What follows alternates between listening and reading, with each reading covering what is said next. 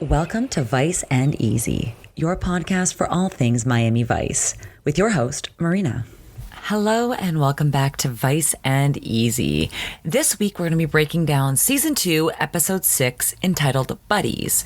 Per the IMDb description, Crockett and Tubbs race to find a young mother and her baby when they are targeted for death by mobsters. And we open this episode at a very wildly decorated bar. There's what appears to be cow print wallpaper, wild rotating lights. This handsome gentleman, we know him as James Remar. You may know him as Richard from Sex and the City, Ajax from The Warriors, Dexter's hot dad on the first 6 seasons of Dexter, not the reboot that just happened. Also note that Kim Mitchell's Go For a Soda is playing, and if you're not Canadian, I will explain the significance and the meaning of that song later on after we talk about the open, because James Remar, who we learn later, his character's name is Robbie, settles up to the bar, orders 3 shots. The bartender, thinking that he's waiting for someone else, pours him 3 shots. Robbie's telling the bartender that he just became a father, and the bartender remarks that he was also born across the street as well. And then, as Robbie starts taking those 3 shots, the bartender says exactly what we're all thinking.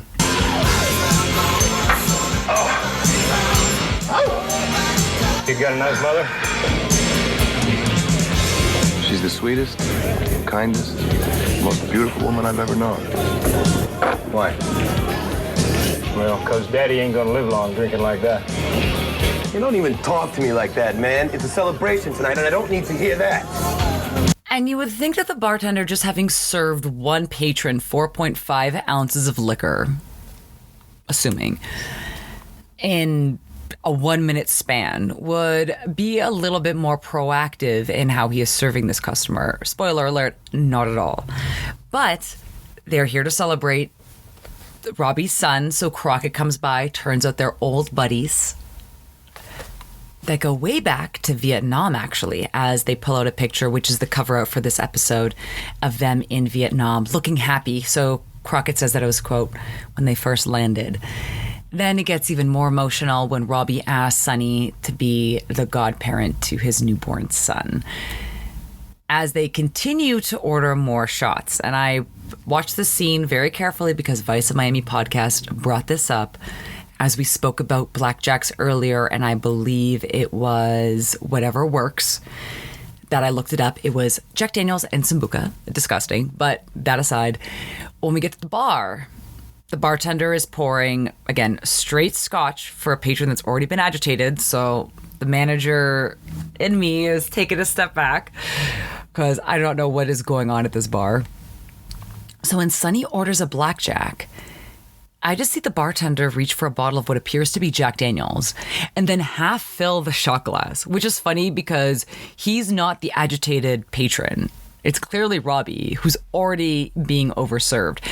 I also circled this in the picture that I posted on the gallery at Vice and Easy podcast. You can also find it in the descriptor for today's episode. You can see 6 upside down shot glasses stacked on top of each other. So 3 on the bottom row, 2 on the middle row, 1 on the top. Please do not do this at your bar. It is incredibly annoying, and the shot glasses will just be taken away anyway. You're possibly going to break one. That's a liability. It's dangerous. Please do not do this. It's incredibly annoying. But the fact that the bartender would just let these shot glasses chill, which means that Robbie by himself has already consumed 6 ounces of liquor, assuming it's a 1.5 ounce serving. You've just served this gentleman 9 ounces of liquor, and then you're serving him another shot, but you're sure pouring his friend. Wild. I don't know what the reasoning or the thinking in this bar is. It gets worse. So as the song changes from Kim Mitchell's Go For a Soda, which, funnily enough, is a song about not getting into fights at the bar and going for a soda instead and talking it out, Robbie gets a little too excited, proceeds to dance on top of the pool table. Bartender, not actually intervening, just telling Crockett he has to deal with it, or calling security. Crockett says, yeah, I'll take care of it. Tries to call him down, tries to call Robbie down, giving him all these reasons. Another patron's getting pretty fed up with Robbie, pulls a gun out on him, Robbie jumps down, disarms this guy, and has this guy down on the floor. Crockett pulls his gun out, states that he's police, takes the patron's gun, puts it in his pocket, tells Robbie to back it off. And I really like the advice. Unfortunately, I didn't grab a clip of it, but Sonny says, you both did this dance. Doesn't matter who started it. Now it's time to go. And I really like that because that is the really difficult part about getting people to break up in a fight situation. They're like, well, I didn't do anything. I should stay. Just because I was choking him out, he started it. It's like, no, you both got to go. It doesn't matter who started it. You both were in this dance, and now you got to go. And I know that is hard for people to understand, that it doesn't matter who started what. You both have to leave. And I know that's the same policy in schools, and it's a zero tolerance policy. So it does suck, when you finally do stand up for your bully in school, you also get in trouble. I've been there, but it is what it is. I get it. You can't let that behavior continue, and you can't. Once you give people an inch, they'll take a mile. So if you let someone stay in who started a fight, if they get into another fight, then it's on you, and you're dealing with more liability, more issues, more headaches. Just don't get into fights at bars, please. It's so dangerous. Please, it is just a bad time for everybody. Go fight outside. That's my bartender advice. If you're ordering a blackjack, make sure it's served with 2 different bottles, therefore 2 different ingredients. And if you're going to fight, go outside. So naturally, Crockett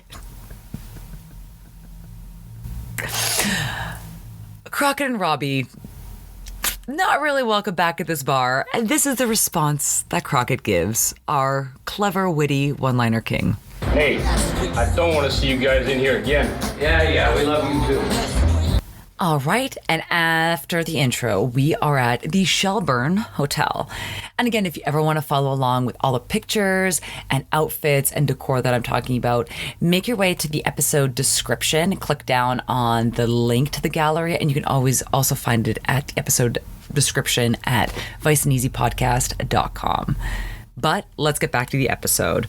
So we open up with Noogie's wife, Annie, in a chartreuse cutout top, lace pants, saying that she wants to be a singer, she wants to get an agent, trying to convince her boss at the Shelburne Hotel that she has the chops, which unfortunately when she starts singing, we realize she doesn't really. She's got the body and the moves for it, but not exactly the voice. But, we can't have it all.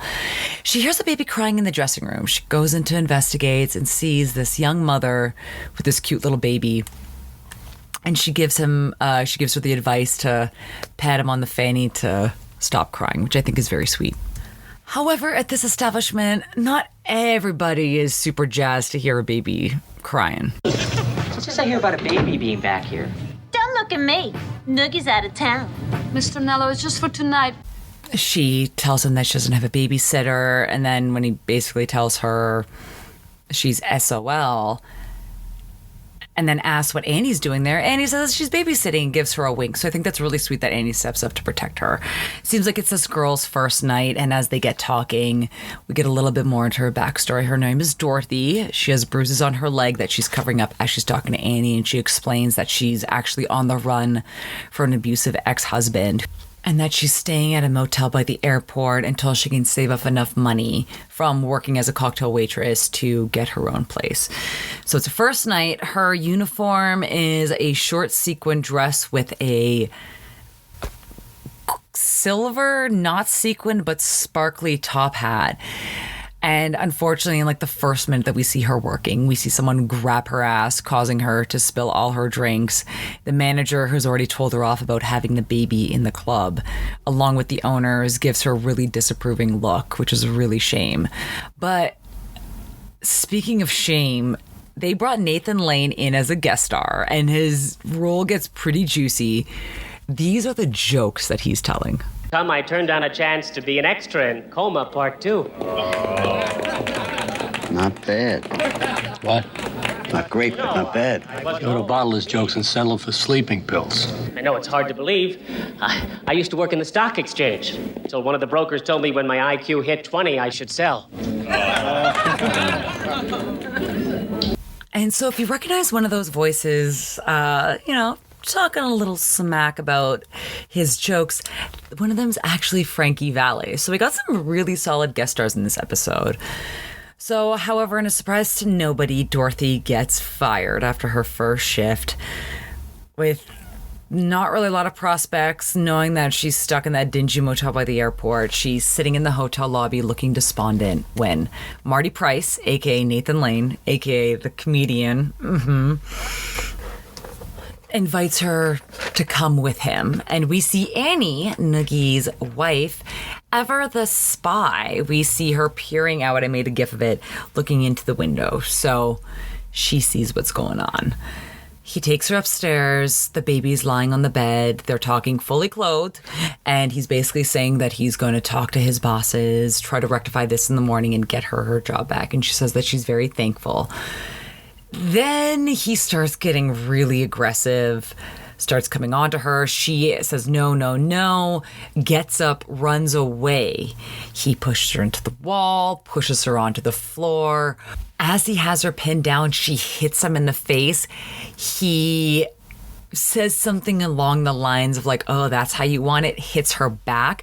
She's finally able to get him off of her, runs back, finds a steak knife from room service, and he still is coming towards her. Come on. We're gonna trade favors. Tit for tat. You wash my back, I'll wash yours.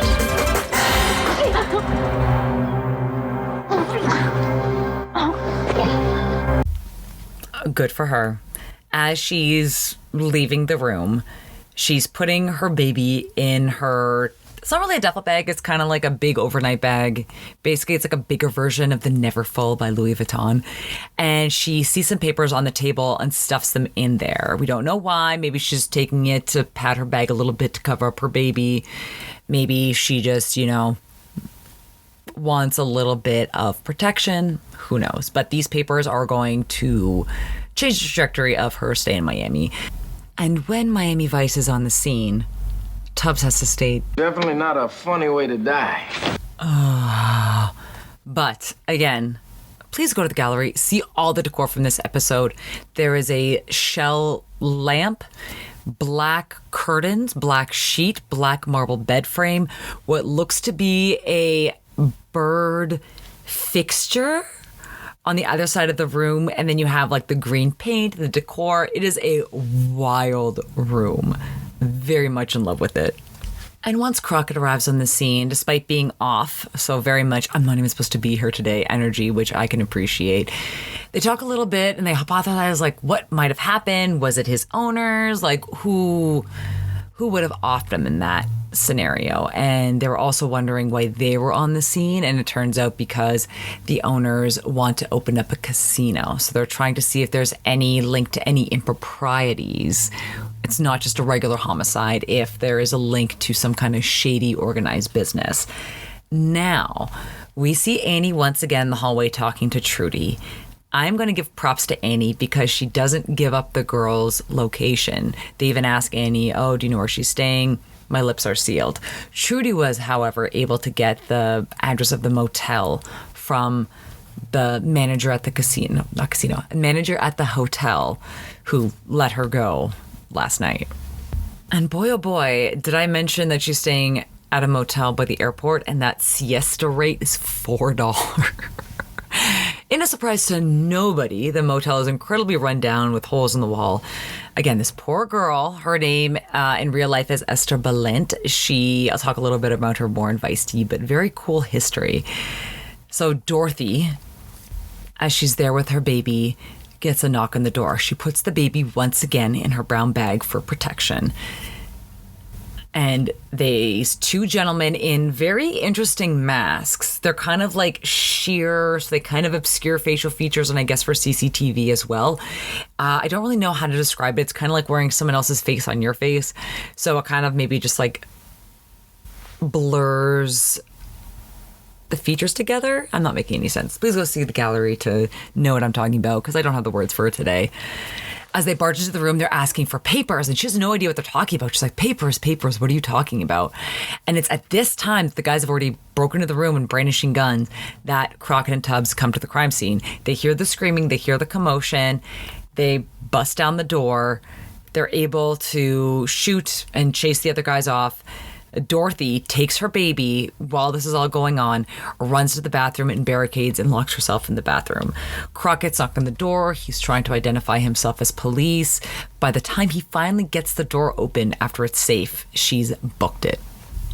And as they make their way outside, Crockett chases after her car, trying to explain that he's a cop, he's here to help her, while the car full of bad guys tries to chase him and run him over. And I will give credit, I think I made a gif of this, of Crockett rolling down on the ground to escape getting hit by the car or to avoid getting hit by the car. And then just standing up, and his outfit is like still impeccable. Like it's light baby blue pants and a white blazer, and he still looks like $1 million. So kudos to the stuntman on that. And so with that, we're back at the precinct, and they're all meeting and looking over what appears to be photo booth photos, with an ashtray in the middle, of course, for Sonny, and discussing what might be the motive. They just don't understand how Dorothy, the young mother in question, comes into play. Trudy and Gina give a little bit more backstory. Annie said Dorothy told her stories about being beaten by her husband back in New York. That's what drove her and the baby to Miami. I called him there. He was no help. But I did find out from NYPD that Dorothy tried twice in the past 6 months to have him arrested. Assault and battery. So maybe Morty wanted to have a little S&M party, and Dorothy wasn't up for it. And then Kanata and Das ordered a hit because she snuffed out their old friend. Yeah, maybe a vendetta. It doesn't add up. Yeah. Well, why would they want to risk blowing a multi-million-dollar shot at a casino racket on a vendetta against a cocktail waitress? And it's also during this meeting or this briefing at OCB that we get a little bit more background into the hotel owners. So Frank Doss, I think I'm pronouncing that right, was convicted of murder way back in the day before becoming partners with Johnny Kanata, working together in Las Vegas, and they're trying to bring legalized gambling to Miami. That's why they were talking about why would they want to risk a huge legalized gambling racket for a vendetta against a cocktail server. So just to give a little bit more of a background, then let's eavesdrop on the owners themselves in this next clip. You were supposed to get the papers, not start World War III. What? I don't want to hear it, no. It's not their fault that he showed up. It's your fault we're in this mess to begin with. You had to place bets with that jackass friend of yours, Price. Hey, have a little respect. The guy's dead. Yeah, so's our chances of turning this joint into a legit casino. There we go. Now we understand what those papers are. So it's more important than we made it out to be initially. If they're trying to off some poor mother to get them, it turns out that these betting tally sheets, I don't know if I'm making any sense of that, but proof that there was illegal gambling going on in this establishment between owners that are looking to get into legitimate legalized gambling and open up a casino doesn't look so hot in their favor. So this makes a little bit more sense. While the owners are talking, we see a familiar face. We see Robbie, Crockett's friend, drop in for a visit. Turns out he's in business with these guys. Talk? About what? You were talking about business. Your business. I don't want anything to do with your business. What business? No business. Frank made a couple of bets, which the markers got misplaced. All right, whatever you say. Don't candy coat it. If he's using our money, he ought to know. He ought to help. Well, you're getting your money back with interest. Say, listen, from now on, I'll mail you the checks. And he storms out of the office, the green painted office, into the pink painted walkway. So it seems like he's paying back a loan, paying rent. We'll get a little bit more into that later on the episode. However, I agree 100% with Frankie Valli. You should know. You should know exactly what business you're working for, and you should know everything they do, because it could all come down on you one day, and you never know, and you should be able to protect yourself. So Frankie Valli, voice of reason. Something also to keep in mind as a viewer is that Castillo ordered Zito and Switek to do surveillance of all the comings and goings of the Shelburne Hotel, or the Shelburne. And Trudy and Gina were to get jobs working undercover. So we see Gina working as a cocktail server, and we see Zito and Switek set up with a video camera. So everyone who has come and gone from the establishment is on camera. We stop by in this next scene at Celebrity Burger, which is the food truck where Annie is working with astronomical prices. Basically, there's this scene, I didn't include it, but it was just kind of for comic relief, where these two teenagers come up where they want 3 burgers, fries, and 2 Cokes. But, you know, because it's Celebrity Burger, it's like Steven Spielberg, Mr. Iced Tea, all that. And she quotes the total as being like $27, which we did the math last time for the lobster, which was around $26, $27, which would be like $75 in today's dollars. So yeah, of course the kids laugh and walk away. And it's at this time that they start asking Annie for some more questions. They basically tell her that Dorothy is target practice for these guys and that her life is in danger. Annie says she'll give them a little bit more info if she finds anything, offers them some burgers on the house. And where reality meets fiction. Thanks, but no thanks. He doesn't eat meat. And it's true, Philip Michael Thomas was a vegetarian while filming Miami Vice and still is today, even has a vegan cookbook. So I think that was very cool that they kind of put that little detail in again. You know, it's kind of been played out with like the hot dogs and he doesn't drink alcohol either, so he's always having virgin coladas or another drink. So I think this is very cool to kind of keep it true to who he is. And then in a super sad scene, we see the camera pan to a painted on rate of $10 a night for a hotel. When Dorothy gets to this hotel, walks down the street with the baby, the gates are locked and the hotel has been closed or condemned. So poor girl is just waiting around with her baby, nowhere to go. This is really sad. This is a very sad episode. And then from there, we're back at the precinct. Again, keep in mind that everybody has done some surveillance. So as Crockett invites Gina to come pour over names with them, Tubbs finds a name that rings a bell with Crockett. Robbie Kahn. Crockett doesn't want to believe it. He asks Trudy where she got her information from, asks Zito and Switek to see their home movies as they all sit down to watch the surveillance videos. Okay, it's coming up.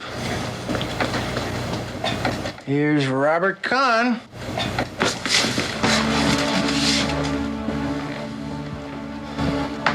Is it him, Sonny? Crockett doesn't answer, but we can tell that it's definitely the same guy due to his reaction. Then we go visit Robbie at his place of business. And I'm laughing because please go look at what this bar looks like. It is called Plaza, and it's in the Miami Vice font. Lights, 2 circular, I don't want to say windows, but openings with neon pink light and glass blocks in the middle. I don't know how you could be surprised that someone who owns a nightclub that looks like this might be involved with some shady business people, because it's pretty obvious. And Crockett, as handsome and as charming as he is dealing with what we all do at a certain age, not being able to just get into clubs for free. You don't understand. I'm his kid's godfather. I don't care if you were his grandmother. Let me show you his birth certificate. Any friend of Robbie's a friend of mine, you're in. And then from there, they go into the office, which is also incredibly wildly decorated. It's painted purple. Over the paint, gray, translucent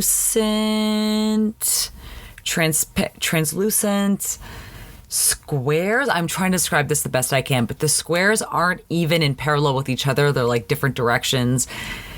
It is, and then band posters over the wall. Like I see a Night Ranger poster, a Guffier poster. Don't really know what the theme is of this office. It's just wild all around. And after a while of talking, Robbie gets the feeling that they're not there on a personal visit, which of course they're not, because first things first, Crockett introduces Tubbs as his partner. It's trying to kind of get through to Robbie, let him know the people that he's doing business with, lets him know that he's onto them. It's a little hard getting through to him. The only affiliation I have with them is that they're general partners with me in the ownership of this place, Sonny. I needed money and they had it. It's that simple. I didn't do anything wrong. I didn't say you did do anything wrong. You're trying to kill a young girl. I don't know about that. I didn't say you did. Well, then what are you saying?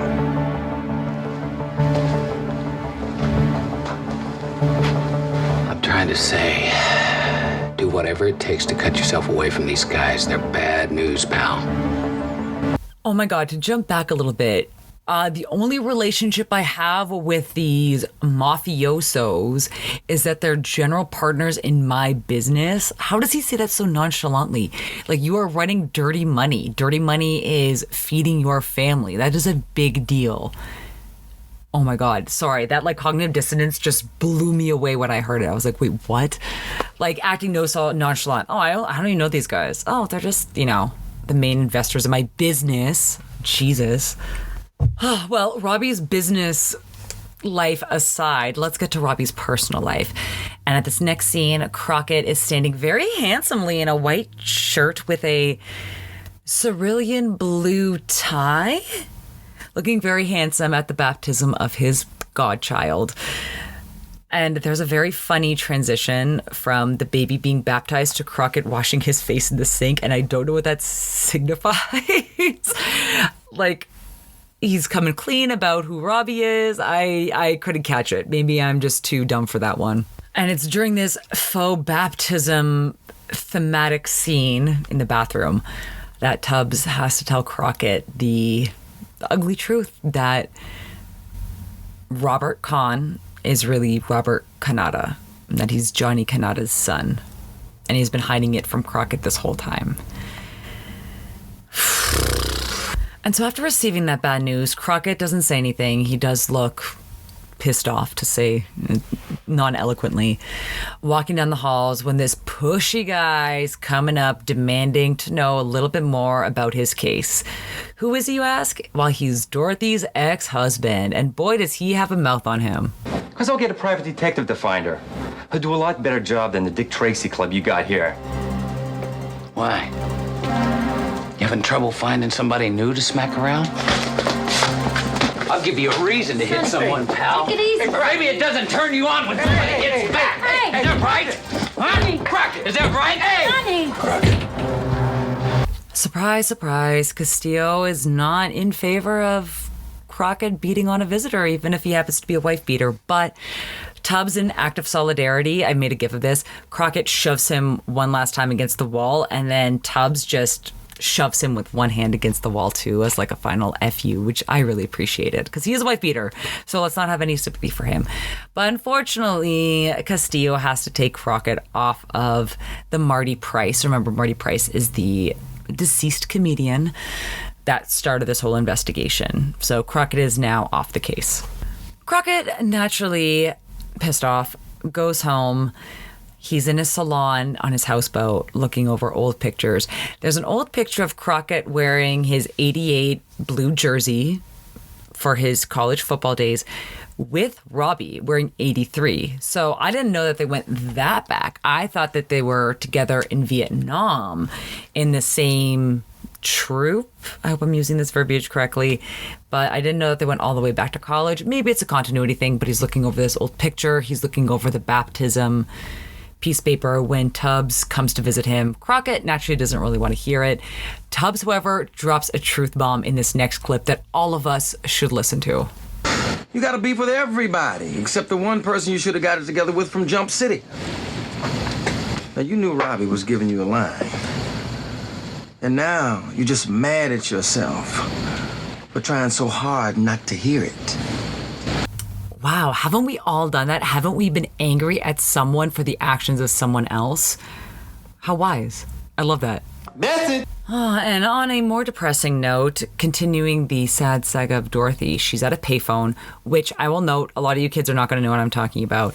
There's a woman knocking on the glass of the payphone, wanting to use the phone next. This was my ultimate pet peeve, especially when I was in Europe as a teenager and making like super long calls because I got a calling card. So I wasn't going to charge my friends anything on their phone bill. I could talk for hours. And you'd have people come and knock and you're like, no. And I tried to explain it in like every language I could. good, like French and German and Spanish and English. I'm like, no, shaking my head, like, go away, go somewhere else. And they would just like continue to wait. And it was so irritating because this was back when phone booths were a thing. So I just got so irritated watching the mother and daughter knock on the door. I'm like, leave her alone. She's fleeing an abusive husband. She has nobody. And speaking of, she's calling her father, asking him for help to bring Stevie, not even her, Stevie, her baby, back to New Jersey. And the phone call doesn't really end as she wants it to. She ends up falling asleep in the phone booth. When we see Annie, our angel Annie, come tap on the phone booth, wake her up, and stick her hand out. And Dorothy sticks her hand on the glass as well, which I think is very sweet and poignant. And now back to Cocaine Palace Central. We are back at Plaza, our favorite discotheque. And obviously, Robbie's still super defensive. Him and Crockett are arguing. He doesn't really want to hear it. Robbie doesn't want to take responsibility for going into business and not being able to escape his family name. He's basically saying that he was able to escape his family name for so long, for 12 years, that he was able to go and be on his own, but that he had trouble after coming back from Vietnam to stand on his own 2 feet, and that's when he started to accept his family's help. More in this clip. Supposed to do? Send my father to prison? I mean, what do you want from me, Sonny? I mean, for the first time since we landed back in the world, I feel like a man. I got a wife, a kid, a business. I can hold my head up in the street. Is that what being a man is? Standing by and letting that girl get blown away so that you can live high on the hill?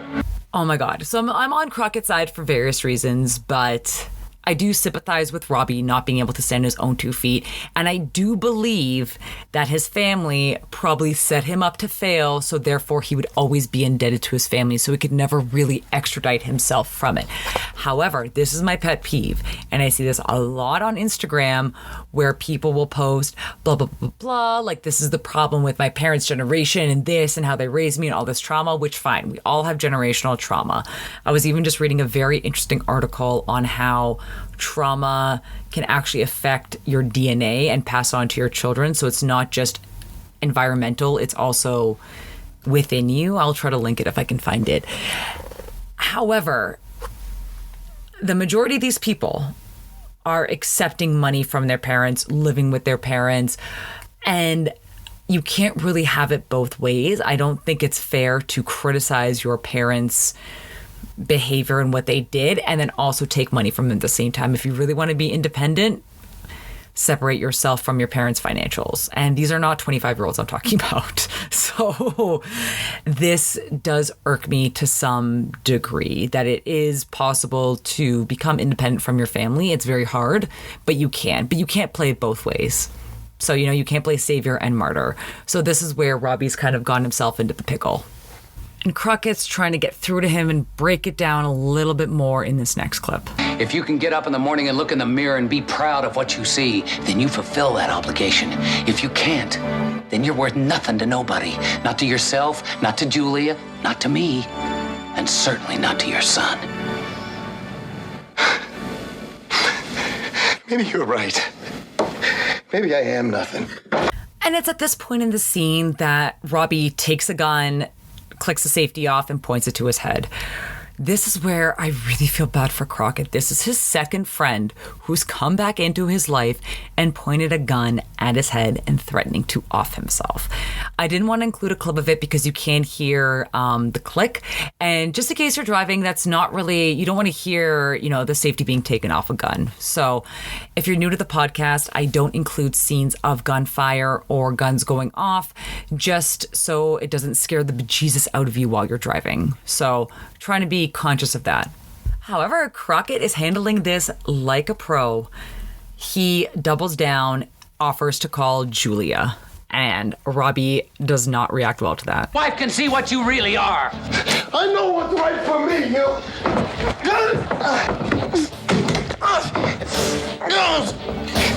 The man I knew always did what it took. And it hurt sometimes, but he did it. Because that's the only thing that got us out of the jungle with our minds. There was no me lie in our unit. You and me, Robbie. You and me. We refused to throw those POWs out of the choppers, no matter what the rest of the world was saying. We did the right thing. That's what being a man is all about. Not standing by and letting Ross and your father put holes in a young girl. They'll kill my baby, Sonny. Don't you get it? If you let them do this, you won't be able to look at your son. Well, I do appreciate the scene that Crockett is trying to harken back to the Robbie that he knew in Vietnam and trying to remind him that they did the right thing by not, I can't even imagine this, throwing POWs out of a chopper, which naturally, of course, is the right thing to bring them back home. Furthermore, when he's talking about that he's worried about his father killing his son, therefore his father killing his grandson, I don't think any mafioso, no matter how murderous and vengeful they are, murdering their own grandson, I think that's completely out of the question. I understand that Robbie would be concerned for his own safety, his wife's safety. I think the grandson pretty much off limits. Well, I hope so. So with that, both of them seem to have calmed down a little bit. Robbie says that he wants to call Julia before anything goes further. So as Crockett is waiting outside of the office, waiting for him to finish up this supposed phone call with Julia, he notices that Robbie's made a break for it, runs across the crowded club, and in true Crockett fashion, I understand this looks better for television, where he just barrels through the crowd, shoving people out of his way to chase Robbie.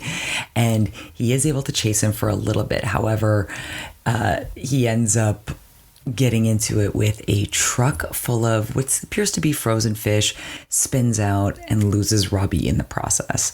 It turns out that Robbie is actually going to visit Dorothy, who is staying at Annie's apartment.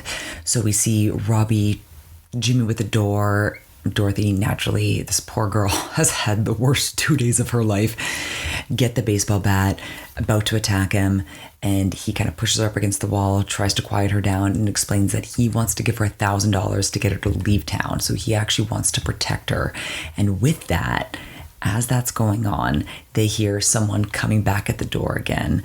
Unfortunately, this time it's not Crockett. Crockett is actually on his way to find Annie, who is working at the Celebrity Burger food truck. Takes her in the car, drives at full speed. Please go look at the gallery. You can just see like the eyes bulging out of her head, how terrified she is as she's on her way to her apartment.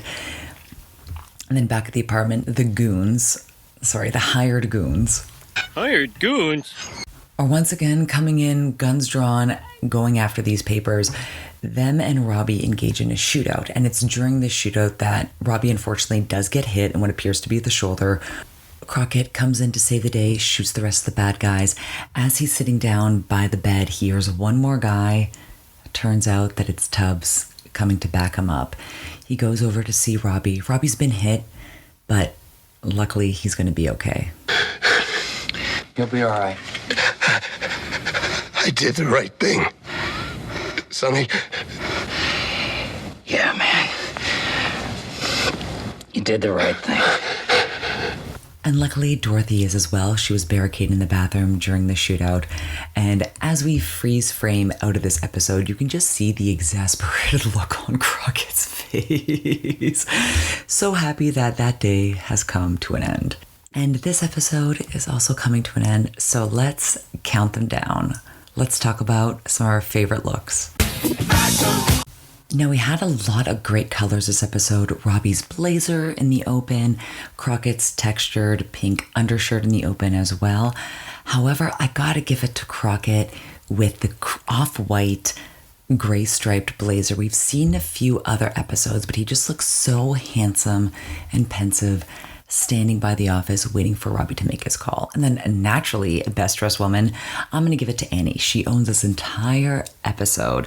She is just able to make such fun, funky looks with whatever she's got going on. Lots of fun wigs. But I really like when we first see her in the chartreuse cutout top, the belt, the lace pants. Such a great figure. She pulls it off amazingly. So those are my choices for Best Dress. Now, Best Decor, as a surprise to nobody, is going to be Marty Price, aka Nathan Lane's bedroom, with the insane decor that I was mentioning earlier. The marble bed frame, the shell lamp, the bird, whatever it is, looks like it might be a lamp as well, or maybe it's just for decor. That room is just insane with the green wallpaper. Chef's kiss. And now for music. So we open with Go For a Soda by Kim Mitchell, which I spoke about. The song that gets Robbie to dance on the pool table is Sweet Soul Music by Arthur Conley. Own the Night by Shaka Khan is playing at another scene where they're at the Plaza nightclub. And then No Guarantees by the Nobodies is a song playing during the car chase that I really enjoyed. I think that's going to be my pick for top song. Just a great banger, great song for our car chase. And as much as I do want to give it to the Canadian, I'm going to have to give it to the Nobodies for No Guarantees. And since we had a plethora of guest stars this episode, we had James Remar as Robbie, Nathan Lane as Marty Price, and of course Frankie Valli as Frank Doss. But upon research, this Vice tea is pretty somber. So let's start off with Nathan Lane, Marty Price. His birth name was actually Joseph Lane, which I learned doing a little bit of research. Nothing too scandalous on his front. Of course, you'll know him from Broadway, from The Producers, and he's been in a ton of movies. Everything from The Birdcage to Stuart Little.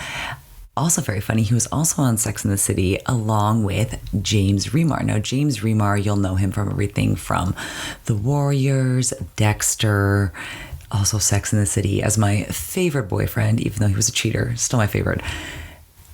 However, his personal life is a little bit interesting, and I'm going to give him definite props for this. So he was actually kicked off the Aliens movie. And at the time in the mid-'80s when this happened, it was never really publicly spoken about. The cast and the crew didn't really say anything. I think the reason was creative differences, and he was thereby replaced with Michael Biehn. He did reveal on a podcast not too long ago that the reason was that he had a big drug problem. The reason he said at the time was that he had to go back home and work on some things. So it turns out that it was a big drug problem and that he had been sober ever since. So kudos to him. A little bit of research, again, led me to Reddit, so take this with a grain of salt, but apparently that police found heroin in his room, and that led to his firing. And it also led to a rift in the friendship and the working relationship he had with Walter Hill, who was the director of The Warriors and who had directed him in 48 Hours. But however, he's been happily married since the late 80s, steadily working as an actor, doing voiceover, doing commercials, and then also appearing on screen. So we love a success story. And then finally, our last guest star that we're going to talk about, Frankie Valli. You'll know him from either the Broadway hit Jersey Boys, which was touring all around North America for a long time, as well as the subsequent movie that came out that was directed by Clint Eastwood. When I was doing a little bit of digging into his background, it was actually pretty sad. So he'd been married 3 times. And in the same year, 1980, his daughter, who was already estranged from, died of a drug overdose. And unfortunately, 6 months previously, his other daughter also died falling off a fire escape. So no parent should outlive their child, and especially no parent should outlive their children. So my heart goes out to him to have those 2 grand losses in 1 year. I can't even imagine, but, love a success story for him to have sold his story and to brought it back to the masses and been really involved with the production of Jersey Boys. And he's still living today. He was born in 1953. So kudos to all of our guest stars for overcoming adversity. And thank you once again for listening to Vice and Easy. If you're interested, you can follow me on all things social at Vice and Easy Podcast. Try to make funny memes. Maybe they work, maybe they don't. You can always, as for every episode, see the gallery in either the episode description, or you can also go to the website at viceandeasypodcast.com and find the link through the episode page there. Thank you for liking, for subscribing, for sending me lovely messages that keep me motivated to do this each and every week as I get to relive my favorite thing with each and every one of you. We'll see you next week, and as always, hey man, Miami Wise is #1 new show.